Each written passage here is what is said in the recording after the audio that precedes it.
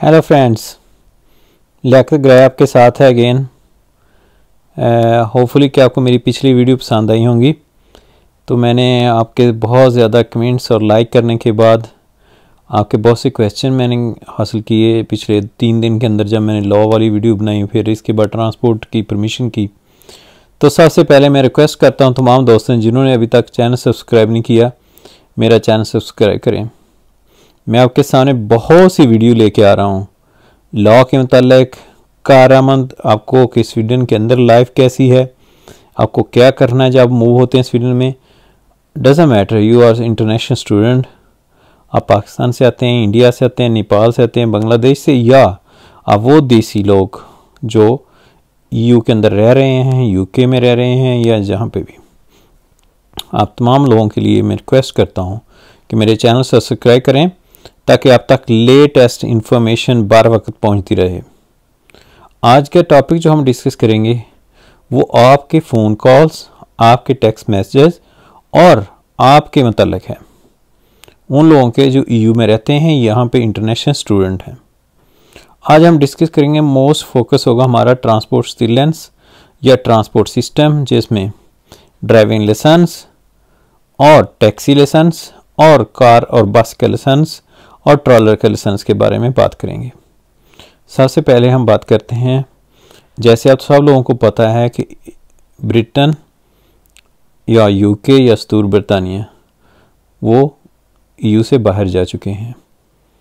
26 नवंबर 2020 को Swedish parliament ने एक कानून पास किया है, जैसे उन्होंने मई में पास किया था कि ब्रिटिश की सेटलमेंट के लिए कि तमाम ब्रिटिश लोग जो स्वीडन के अंदर रहते हैं, इवन जब उनको 1 साल हो जाएगा ड्राइविंग करते हुए उनके ब्रिटिश लाइसेंस पे, तो उनको परमिशन लेने की ज़रूरत नहीं है। वो अपने ब्रिटिश लाइसेंस को ईयू के मेंबर ना होने के नाते भी कंटिन्यू रख सकते हैं और उसी पे काम कर सकते हैं। सेकंड आ गया कि लाइसेंस का चेंज करना। बहुत से दोस्तों ने कहा था कि मेरे पास स्पेन का लाइसेंस है, पुर्तगाल का है, पोलैंड का है, दूसरे ईयू कंट्री का, लेकिन मैं अब स्वीडन में परमानेंट मूव हो गया हूँ। तो जब परमानेंट मूव हो जाते हैं तो आपका राइट है कि आप उस लाइसेंस को स्वीडिश लाइसेंस के साथ किसी भी ईयू कंट्री का या EES इकोनॉमिक ईयू इकोनॉमिक जो कोरिलेशन कंट्री है जिसमें नॉर्वे भी आता है, अगर साथ स्विट्ज़रलैंड है, वो ईयू का मेंबर नहीं है लेकिन वहाँ पे भी आपके लाइसेंस है, तो आप स्वीडन के अंदर चेंज कर सकते हैं। तमाम EU country plus EES countries plus Switzerland और जापान के लाइसेंस स्वीडन के अंदर चेंज होते हैं। इसके अलावा दुनिया के किसी मुल्क का स्वीडिश लाइसेंस चेंज नहीं करता। आपके पास दुबई का लाइसेंस है, सऊदी अरेबिया का है, कनाडा का है या और किसी मुल्क का है, वो यहाँ चेंज नहीं होता। जापान का, स्विट्ज़रलैंड का और ईयू का EES कंट्री का लाइसेंस आप चेंज कर सकते हैं। आपने ट्रांसपोर्ट लाइसेंस की वेबसाइट पे जाना है, वहाँ लिखा है change of your driving licence. आपने फॉर्म फिल करने हैं, वो फिल करके साथ आपने अपना लाइसेंस, अगर आपका लाइसेंस जर्मन में, फ्रेंच में या इंग्लिश में नहीं है तो उसकी ट्रांसलेशन भी साथ लगानी है। स्वीडिश में, नॉर्वेजियन में या डेनमार्क में, किसी के एक में ट्रांसलेशन साथ करके वो साथ लगा के आप अपना ड्राइविंग लाइसेंस भेज दिए, आपका लाइसेंस चेंज हो जाएगा ईयू के अंदर का या किसी भी EES एरिया से बना हुआ लाइसेंस। ये तो हो गया आपके लिए जिनके लाइसेंस क्यों चेंज कराना है, उसकी वजह मैं बताता हूँ। एक तो आपका लाइसेंस लिमिटेड टाइम के लिए एक्सपायर हो जाएगा, फिर आपको वापस पुर्तगाल, जर्मनी, पुर्तगाल जाना पड़ेगा आपको, या आपको इटली जाना पड़ेगा, ग्रीक जाना पड़ेगा और वहाँ से जाके लाइसेंस चेंज कराएंगे। अगर आप ऑलरेडी स्वीडन मूव हो चुके हैं तो आपका राइट है उसको चेंज करा लें। सेकंड, आपने किसी को गाड़ी सिखानी है यहाँ पे, तो उसके लिए क्या असूल है। अगर आप अपने इटली के लाइसेंस पे, फ्रेंच के लाइसेंस पे या पुर्तगाल के लाइसेंस से या दूसरे किसी भी कंट्री के लाइसेंस से सिखाना चाहते हैं किसी को यहाँ अपने लाइसेंस, तो आप ऐसा कीजिए कि उस लाइसेंस के साथ आप अपना, जब आप अप्लाई करेंगे, हम लोग फ़र्ज़ के स्वीडिश लाइसेंस पे अप्लाई करते हैं ना, हैंडलेडन किसी को गाड़ी सिखानी है, उसकी 50 करोड़ फीस है, तो हम वो डिजिटल कर देते हैं हमारा लाइसेंस, लेकिन आपको अपना लाइसेंस साथ भेजना होगा जिसके ऊपर आपकी तस्वीर हो। पहला चीज़। सेकंड ये है कि आपको लाइसेंस बार बार वहाँ से जाके चेंज करें, बेहतर है आप यहाँ से चेंज करा लें, क्योंकि अगर आपका मकसद है आगे टैक्सी का लाइसेंस लेने का तो फिर आपको वो एक लंबा प्रोसेस बन जाएगा। आपके अगर पास EU के किसी और कंट्री का लाइसेंस है, फिर आपको वहाँ से पुलिस सर्टिफिकेट लेना पड़ेगा, आपका जो एजुकेशन आपने पास की थी पहले 20 ऑर्किड की वो साथ लगानी पड़ेगी, और फिर आप अप्लाई करेंगे आगे 20 ऑर्किड के लिए टैक्सी के लाइसेंस बनाने के लिए। लेकिन अगर आप उसको चेंज कर लेते हैं स्वीडिश से तो फिर आपको जस्ट एग्ज़ाम देने होंगे। अब हम चलते हैं टैक्सी के लिए क्या करना है। आपको थ्योरी के 3 एग्ज़ाम हैं, हर एग्ज़ाम की फ़ीस 325 क्रोन है। आपने 3 एग्ज़ाम देने हैं, एक मैप का यानी GPS रीडिंग किस तरह एक जगह से दूसरी जगह जाते हैं, सेकंड लॉ के मतलब, थर्ड वन आपका जो है वो एग्ज़ाम होगा सेक्रेट्स या how secure you drive taxi. ये तीनों चीज़ें देखी जाती हैं। 3 एग्ज़ाम आप देंगे, कोई भी एग्ज़ाम 6 माह से पुराना ना हो अगला एग्ज़ाम पास करने के लिए रिटर्न। और आप इसे उसके बाद जो आपका नेक्स्ट स्टेप है वो है ड्राइविंग टेस्ट। ड्राइविंग टेस्ट तकरीबन 800 क्रोन उसकी फ़ीस है, या 1140 लेते हैं अगर गाड़ी ले शाम के बाद हो तो वो आप देंगे। और फिर आपको डॉक्टर की तरफ से एक सर्टिफिकेट लेना है। अगर आपके पास लाइसेंस EU कंट्री का है और आप 20 श्योर कोड जो कार का है, आप टैक्सी ये टेस्ट वगैरह पास कर लेते हैं तो फिर आपको अपने वहाँ से जहाँ 5 साल पीछे रहे वहाँ से पुलिस सर्टिफिकेट लेना होगा टैक्सी लाइसेंस के लिए। अगर आप स्वीडिश चेंज कर चुके हैं तो आपके लिए इजी है कि आप यहीं से अप्लाई करके अपना जब आपने तीनों टेस्ट रिटर्न पास कर लिए, आपका थ्योरी पास कर ली, तो डॉक्टर की आप सर्टिफिकेट बनाएंगे जिसकी 1000 रुपये फ़ीस है, 1000 से लेके 2000, इमरजेंसी कुछ प्राइवेट 3000 भी ले लेते हैं, ठीक है। तो वो आप बना के सेंड कर देंगे, आपकी पिक्चर उतरेगी, उसके बाद आपका ड्राइविंग लाइसेंस आ जाएगा टैक्सी। अच्छा, बहुत से दोस्तों ने कहा था कि हम स्वीडन के अंदर जाना चाहते हैं और वहाँ पे मेरे पास इटली का लाइसेंस है, मेरे पास स्पेन का लाइसेंस है, मैं यहाँ टैक्सी कैब ड्राइवर हूँ, मैं जर्मनी में चला, मैं फ्रांस में चला रहा हूँ, मैं पुर्तगाल में, अब स्वीडन में जाके स्टॉकहोम या गोथेनबर्ग टैक्सी चलाना चाहता हूँ। तो उन तमाम दोस्तों से 15 मार्च 2016 से आपको लॉ है कि आप स्वीडन के अंदर दूसरे EU किसी भी कंट्री का टैक्सी जो सेम प्रोसीजर के साथ हो, आप उस लाइसेंस पे आके टेम्पोरेरली यहाँ पे टैक्सी चला सकते हैं। फिर मैं बता दूँ, टेम्पोरेरली आपका जो एम्प्लॉयर है, जो टैक्सी कंपनी है, वो देखेगी कि आपके पास जो आपका लाइसेंस है इक्वल है, आपकी जो नॉलेज है इक्वल है यहाँ पे टैक्सी ड्राइवर के।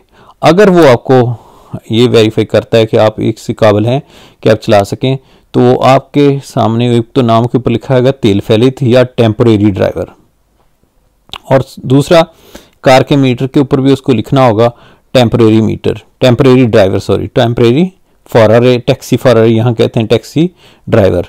तो चाहे जो आपके साथ कस्टमर बैठा उसको पता हो कि आप नॉट परमानेंट नहीं हो, आप टेम्परेरी है, या पुलिस रोक ली तो उसको पता हो कि आपको, क्योंकि आपके पास अगर EU का लॉन्ग टर्म रेजिडेंस है तो आपको लॉ है वर्क पहले दिन से ही, तो आप आराम से यहाँ टैक्सी चला सकते हैं। 15 अप्रैल 2016 के बाद ये लॉ बन गया। हाँ, अगर आपने परमानेंट जॉब करनी टैक्सी की स्वीडन के अंदर तो फिर आपको एक प्रोसेस है उससे गुजरना पड़ेगा। उसके लिए आपको परमिशन देनी होगी टैक्सी के लाइसेंस चेंज करने के लिए, यहाँ पे जो लोकल ट्रांसपोर्ट स्टीरलेंस है उसको परमानेंट जॉब के लिए। कैसे करेंगे आप? आपने अपना जो एग्ज़ाम पास किए उसकी कॉपीज़ वहाँ से, आप अपने लाइसेंस की कॉपी, आपकी उत बिल्डिंग जो आपने की है वो, और यहाँ पे आप अपना, या तो 2 तरीके हैं, ट्रैफिक प्रूफ का दे दें टेस्ट यानी गाड़ी चलाने का, जब आपको कोऑर्डिनेशन नंबर मिल गया है, ठीक है।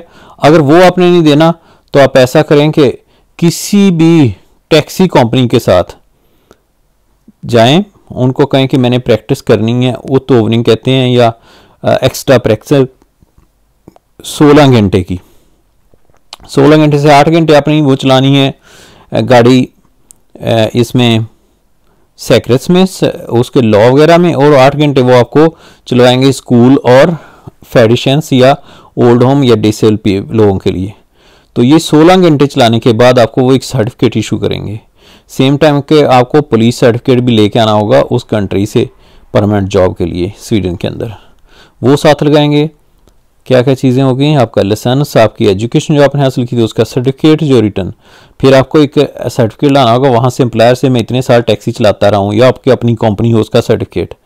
साथ में आपने क्या लगाना है, यहाँ पे आके 16 घंटे की इंतीग और आपने पुलिस का सर्टिफिकेट वहाँ से, और ये चीज़ें आपने साथ लगा के टैक्सी लिख्तमाखून के लिए भेज देनी है, तो आपका लाइसेंस चेंज हो जाएगा। अगर आप 16 घंटे नहीं करना चाहते किसी के साथ तो नया टेस्ट दे लें आप टैक्सी ड्राइवर का, लेकिन इजी है कि आप किसी कंपनी के साथ कर लें 16 घंटे वहाँ पे आप करके काम, यानी प्रैक्टिक आप ड्राइवर के साथ बैठेंगे, वो किस तरह बच्चे उठाता है, यहाँ की जो लॉ है सीक्रेट वो सीख जाएंगे।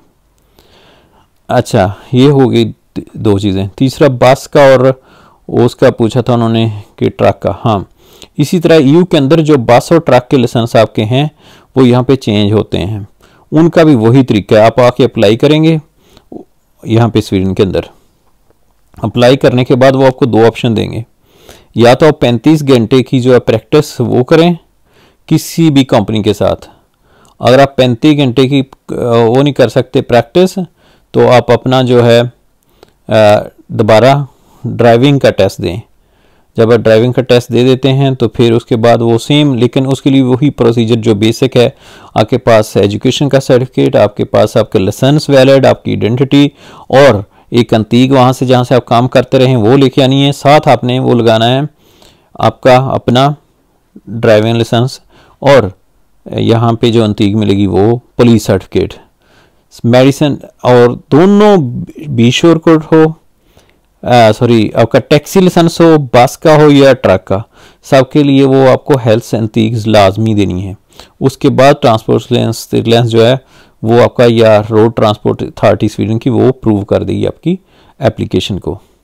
साथ में ये भी बता दूं कि 26 नवंबर 2020 को स्वीडन के अंदर गवर्नमेंट ने लॉ चेंज कर दिए। पहले यहाँ 2 किस्म की टैक्सियाँ था, एक तो जो टैक्सी सेंट्रल थे जिनके टैक्सी रोविडविशनिंग सेंट्रल, जो टैक्सी मीटर थे कंपनी के, वो डायरेक्ट वहाँ जाते थे, वहाँ से टैक्स ऑफिस ले लेता था इन्फॉर्मेशन।